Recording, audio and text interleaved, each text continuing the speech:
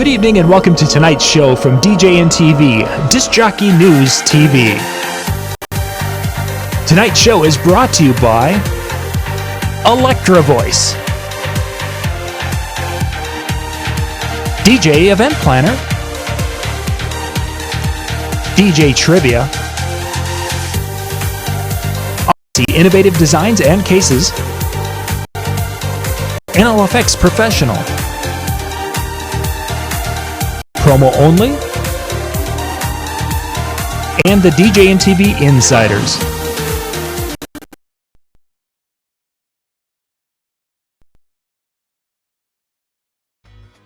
DJ Event Planner will change the way you manage and run your business. Streamline all of your procedures and software into one easy-to-manage system. DJ Event Planner, the ultimate online planning tool.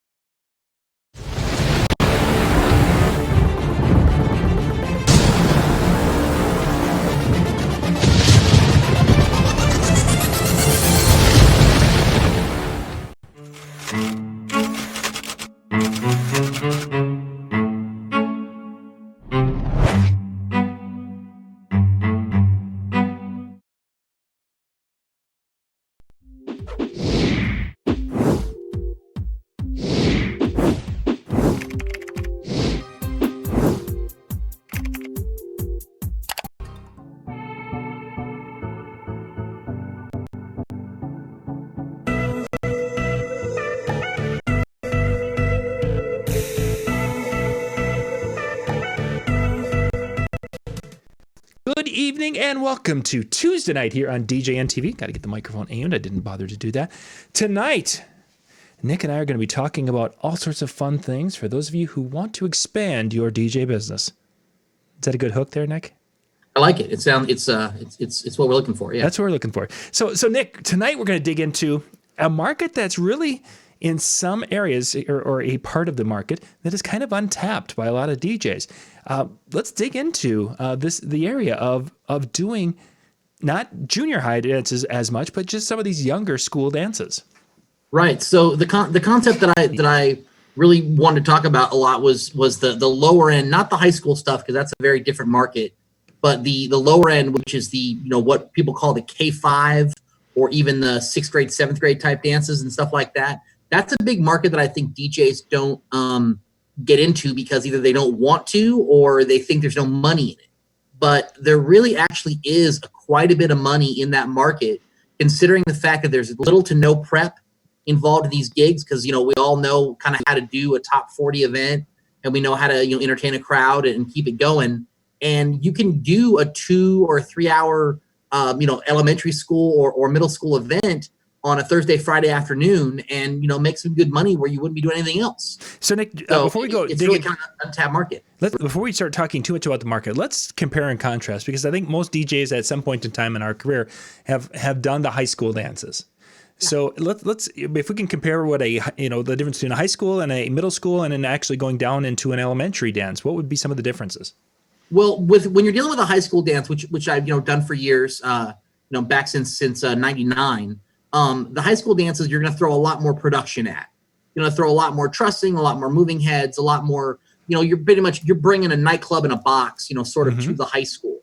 That's what the high school dances are really going for. But when you're dealing with the middle schools and elementary schools, the demand for that kind of stuff just isn't there for 2 reasons. A, the kids and the parents and the PTA, type people, they don't really see the value in it because they really don't even want it. They don't want the big production. They want music and they want some lighting. That's all they really want to do. So the production value is a lot less, which brings down your labor, and then which brings down, your cost, and your profit margin. When you look at it from a percentage standpoint, stays about the same. Sure. Because you're not doing as much work and you're getting less money, but you're in and out of there in 3 hours. Mm-hmm. So whereas a high school dance, when I do a high school dance for 1,200 or 1,500 kids, I'm there, at 11 a.m. setting up for a 7 p.m. start. So there's a lot of big dances where I do an elementary school dance or a middle school dance. I roll in an hour before that. I set up and I'm good to go. It takes me 30 minutes to back out and I'm done. So there's a really big difference in the market and the setup. So I think that's a big thing that people should look at. I mean, it's similar setup when you're doing a small wedding or a little tiny corporate event, but those events don't happen on Wednesdays and Thursdays. Correct. So that's why that midweek money comes in, for the DJ that's looking to make those kind of gigs, and they're easy to do, and they're quick in and out, and you can make some good money on the weekdays. Let's talk about the music played between the two, and then we'll get into the marketing and how to seek out. Because again, I'm trying to alleviate some of these concerns that I know that a lot of DJs who don't do these are the biggest stumbling blocks. It's like, oh, I don't want to be. There's less money to be made. Da, da, da, da. Music. What's the difference between a playlist for a senior high dance compared to like an elementary dance? Well, a senior high dance is obviously going to be the latest and greatest, hip hop, R&B, top 40 stuff that just really cutting edge. I mean, the high school market is literally the kids that come in, and they want to hear the song that just got dropped on their social media 20 minutes ago.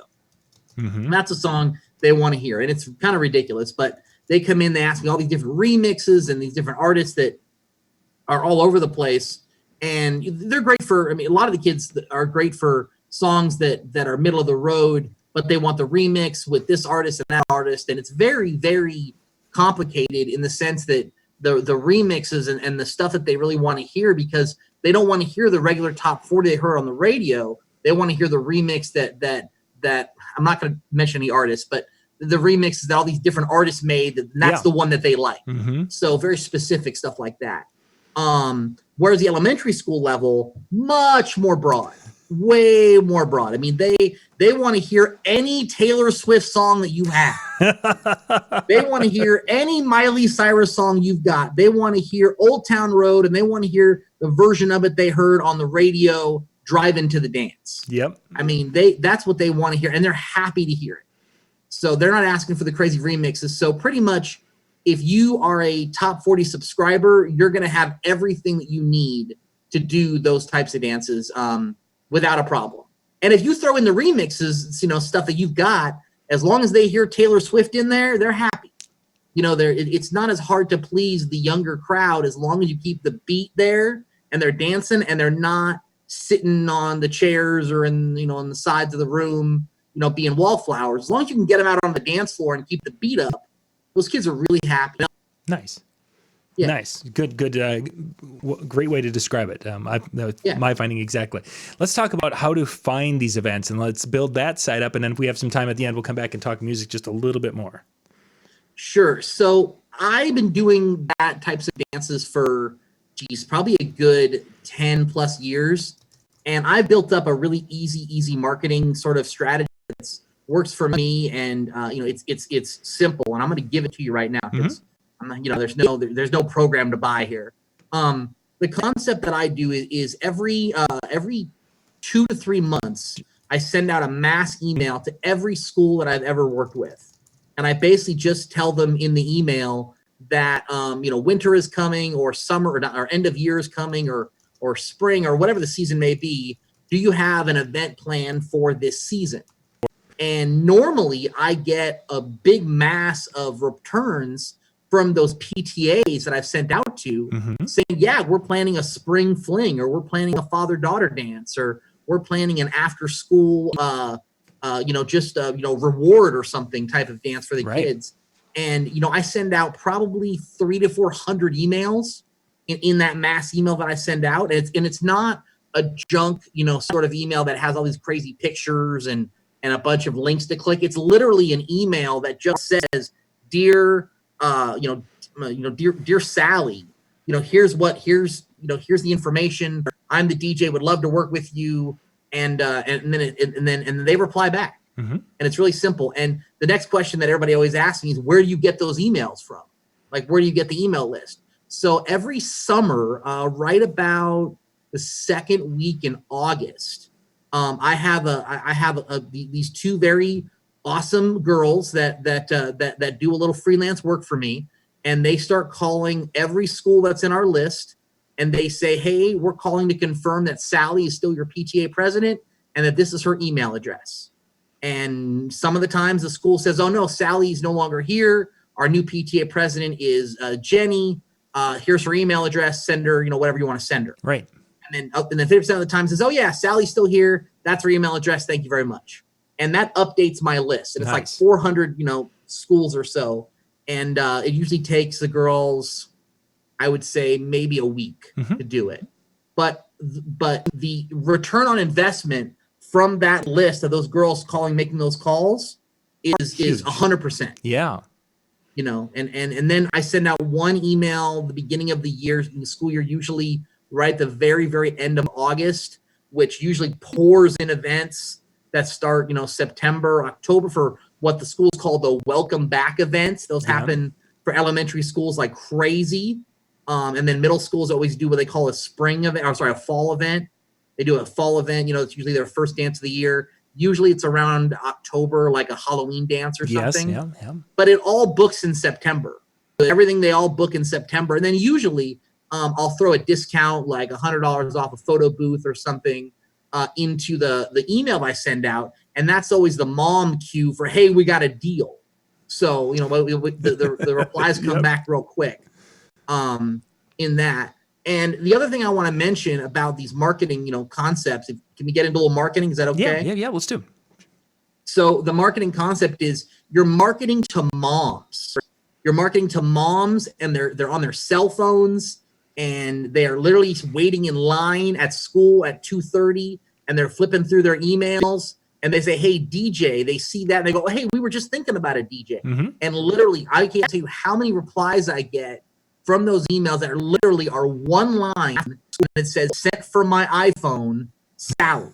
And the email, hey, looking for a DJ for a fall event, what are your prices? Even though my prices were already in the first email, they ask the same question again. And then what you have to understand, which is really important, is that when you send the email back to Sally, you're not marketing to Sally. You're giving Sally enough ammunition to go back and tell the PTA about me. Because Sally's not the one that's going to sign the check. Sally is the one that's going to tell the moms group that's in there that they found a great DJ and they want to move forward with booking. So you got to remember, you're not trying to sign up Sally. You're trying to give Sally enough info so she takes it back to the PTA meeting, and then they have some stuff to look at so they can book you. And of course, she's going to be the best salesman you have. Once you win her over, then it's downhill from there. Exactly. Because once you do that, she's gonna come back to you with any of the concerns, of the music content, of the what lights do you have, do you play games, do you provide photo booths, all that sort of stuff, and then you can sort of talk her through how to tell the other moms, how to do it. And I'm telling you, 9 times out of 10, the other moms are in a text chat that they're all in anyway, called, Moms of Jefferson Elementary. And the text goes, DJ has photo booth, DJ has lights, we book DJ. That's literally what the whole conversation. That's the conversation that happens in these text groups, because I've seen it.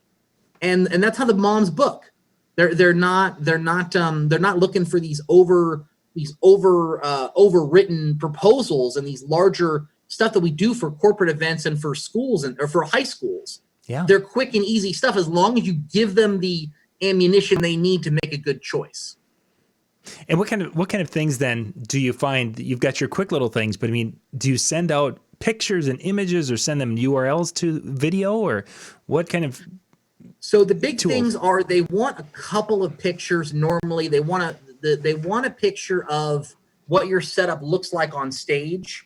They sort of want, the classic, clean wires and DJ booth and speakers and lights. They kind of want the clean look, so they know that you're not, rolling in there with a bunch of orange extension cords and you're throwing stuff all over the stage and you're going to make a mess of it. So they want that clean look. And then they also usually want a picture of the photo booth, because that's, the thing that people are going to look at, when they're at the event. So they just want to make sure your presentation is relatively clean, because that's, to moms, it's all about, what it looks like. So that's kind of what they're going for. And as long as those pictures look good and they're happy with it, then that usually gets you in the door. for most schools. And I deal with probably, I'd say 20 to 30 schools, on a constant basis every year that I work with. Sure. And once you do one really good solid year at a school, as long as you don't mess up too bad, you're there for a while. They keep using you. I mean, I do outdoor movies, and I do father-daughter dances and carnivals and stuff. And I get schools that'll call me in September now. Yeah, September normally. And they'll book me the whole year. They'll say, we want your outdoor movie, the carnival, the father-daughter dance, and graduation. And they book the whole thing because then the moms are done. Mm-hmm. Yeah. And they don't have to even think about it. So it happens all the time. As long as you've proven yourself, at least once, either the previous year or at least done one really big or good event for them. We've got about 5 minutes left, Nick, and I wanted to go. You mentioned with doing dances or a variety of different things that you do differently for the elementary type dances than you would with the senior high dances, the interaction and such. Talk a little bit about some of the different things that you do at those dances. So it's a lot more with the younger crowds. It's a lot more interactive. So you do a little more of what we call, the hokey stuff. You sort of do the line dances and a little more interaction and the crowd callbacks, because the kids at that age, they're looking for you to tell them what to do. So you're looking for them to bring them over to the dance floor. You want them to, tell them, put your hands up in the air and let's get a conga line going. It's really interactive. And once you kind of get that going, it's pretty fluid. Like, you don't have to work at it that much. But a lot of the kids, they want that interaction, and the parents love it. What I have to do a lot of the time is get the moms and dads out of the phone zone, which is what I call it. Okay. Because the dads, for the father-daughter dances, the dads love to come and they love to dress up for their kids, but 50% of them are taking pictures on their phone of their kid dancing. And I'm like, hey, that's great. Go dance with your daughter. Get out there on the dance floor and have some fun with her. Don't just sit there and film her. Because, that's kind of a one-way memory, of them doing that. So I have to tell the dads, I usually call them the dads, the cool crew. And I say, get the cool crew out on the dance floor, and the dads will come running. And I tell the girls to go find their dad and get him out here and stuff like that. So it usually works. And you do like the stuff that always works well with the younger kids is like the chicken dance from back in the day, the conga lines and stuff like that the kids are kind of look at their parents and sort of show them how to do it. So then the dads kind of have to teach their kids what the chicken dance is, because a lot of them, don't know. Haven't experienced it yet. Yeah. Experiences is. So that kind of stuff. The interactive stuff is the biggest thing. The interactive, and as long as you have done it a couple of times, you kind of know in your programming where to slide those things in to keep the party where you want it to be. Line dances, you mentioned that. Is that something that you found that you are having to teach some of those these days? Or is it something that the dads or the moms for the mother-son dance, they know enough of that so you don't really have to go out there and teach the dances? The mother-son dances, I don't have to, because the moms know the electric slide and the moms know the Macarena and the moms know some of that stuff. The dads don't remember it as well. Yeah. So I have to usually do a little demonstration with the dads where I'll get out there on the mic and I'll sort of walk them through, the whole thing, and usually they catch on, after about half of the song. Right. And I don't mind. It's part of the job, so you enjoy it, and at the end of the night, the dads love you for it. Mm-hmm. They love you for it because it kept the night going for them. So that's always fun. But it's the dads that need more coaching and the moms that kind of know how to do it. So you talked about a back to school dance that generally happens sometime in that late October time frame. Go through the rest of the schedule for the year for those again, because in our neck of the woods we have homecoming, senior high, then we go to the younger dances and we kind of bounce back and forth. Is that the same in your world? So for the elementary, middle school crowd, usually you get a welcome back event that for the K-5, the kindergarten to 5th grade level. You get those right about, in September, late September or mid-September. The middle schools usually do a welcome back / Halloween dance, kind of when the same thing as the high school would do a homecoming in October. The middle school and elementary schools usually do a Halloween or a fall dance. Sure. And a lot of times they don't call it Halloween because that's, not against the rules. They got to call it the fall dance, So they do the fall dance there. Then they move into the winter season. So normally the middle schools will do a winter dance or a formal. The middle schools will do a formal, and the other younger grades will go into sort of a winter, either a winter carnival, or they'll do a father-daughter or a family dance kind of in the winter. Okay. That's kind of what they normally do. And that sometimes will either fall before the break, which is even before Thanksgiving. So that'll start even in November, or it won't happen until January. Because there's that winter break in there that the schools do. So it's either they do it in November, and then January, a little winter formal, and then moving into February, March, which would have been right now. I did about maybe 10 of them before the shutdown happened. It's the father-daughter dance. That's the whole February, March. Sure. It's all father-daughter dances. Yeah. And then moving into April and May, you move into prom season for the upper grades, and then you move into end of year sort of like wrap ups, graduation, promotion, end of year type stuff. And that usually all happens in May. And then for me, because I do so many schools, from May 30th until June 15th, I've got 2 events almost every day that happen, because all the schools will pack up those last 2 weeks of June. And I've done that for the last maybe 5 to 10 years. Wow. Where June has been my absolute, crazy month, because everybody packs their events into June. And then usually I have one school that does a grad night on June 15th, which is the end of my year. So it's like the crescendo of my season, where I do a grad night and I'm up all night and we do outdoor movie and laser shows and the whole thing. It's like the big thing. But June is the big month if you're looking at school stuff.